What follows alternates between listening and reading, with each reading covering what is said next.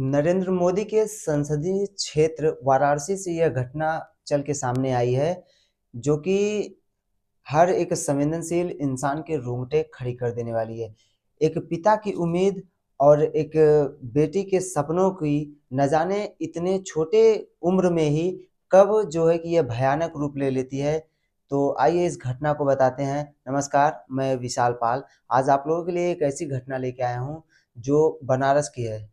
25 मार्च को वाराणसी की एक लड़की जो सुबह-सुबह घर से एक किताबें लेने के लिए ही निकलती है, जो अपने माता-पिता से कहती है कि मैं किताबें लेके आ जाऊँगी कुछ ही क्षणों में, तो वह बाज़ार जाती है। तो उसके माता-पिता सोचते हैं कि मेरी बच्ची जो है कुछ ही घंटों में वापस आ जाएगी, लेकिन उन्हें यह नहीं पता था कि उनकी बच्ची वापस नहीं आ सकती है। जब शाम तक बेटी घर वापस नहीं लौटी, तो माता-पिता की चिंता जो है बढ़ने लगी। वह अपनी बेटी का फ़ोन मिलाया, लेकिन फ़ोन बंद आया।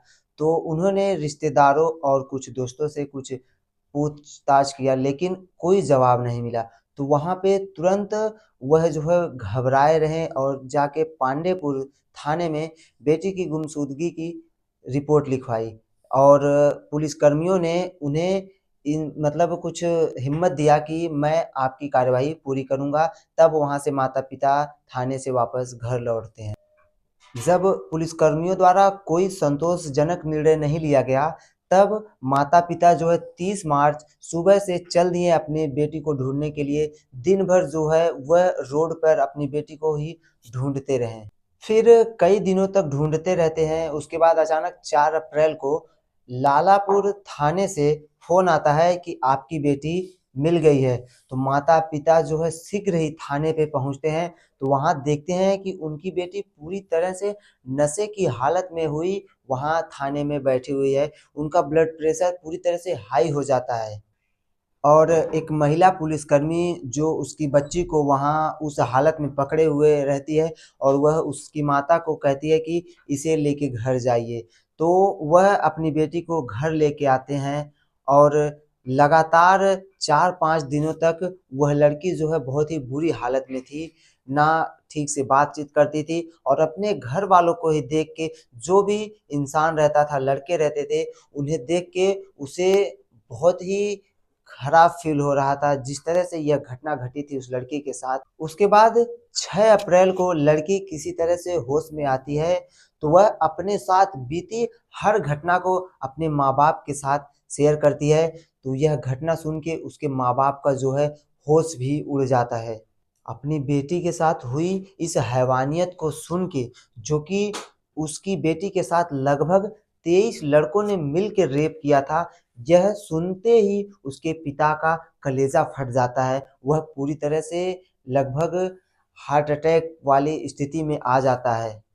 लड़की जो है पूरी तरह से अपने साथ हुई हर एक घटना को बताती है कि किस तरह से उन 23 दरिंदगों ने मिलके उसके साथ रेप किया और उसे सड़क के किनारे फेंक दिया। फिर वह घर आई तो वहाँ पे जो है थाने में एफआईआर दर्ज नहीं हो रहा था। तो मीडिया की वजह से जो है मीडिया के प्रेशर की वजह से 7 अप्रैल को जो है थाने में रिपोर्ट कराया गया। पुलिसकर्मियों ने मामला की छानबीन करना शुरू कर दिया। आज उनकी लड़की जिन लड़कों को अपने घर वाले लड़कों को ही देख के चीख रही है, उसकी वजह है कि उसके साथ पढ़ने वाले उसके कई दोस्त जिनमें दानिश नाम था, इसी तरह से कई दोस्त उनके क्लास के साथ क्लास में ही पढ़ते थे उस लड़की के साथ, जिन्होंने यह खतरनाक कांड किया है। फिर माता-पिता अपने बच्ची को लेके थाने पहुँचते हैं, थाने में रिपोर्ट दर्ज कराया जाता है और उसके पिता के द्वारा यह बताया जाता है कि वह अपनी लड़की को एक खिलाड़ी बनाना चाहते थे और उनकी लड़की जो है वह बैडमिंटन अच्छा खेलती थी, तो उनके पिता का सपना था कि उसे अकेडमी में भेजना चाहते थे और एक अच्छा काबिल होनहार खिलाड़ी बनाना चाहते थे। लेकिन पिता की यह उम्मीद जो है पल भर में ही टूट जाती है।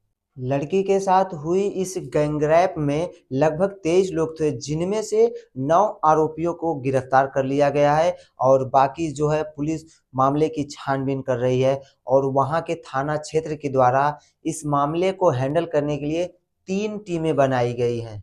फिलहाल 23 में से 9 आरोपियों को तो गिरफ्तार कर लिया गया है और उन्हें जेल भी भेज दिया गया है। लेकिन बात यहाँ पे आके फंस चुकती है कि क्या उन्हें उस लड़की को और उसके माता पिता को इंसाफ मिलेगा या नहीं।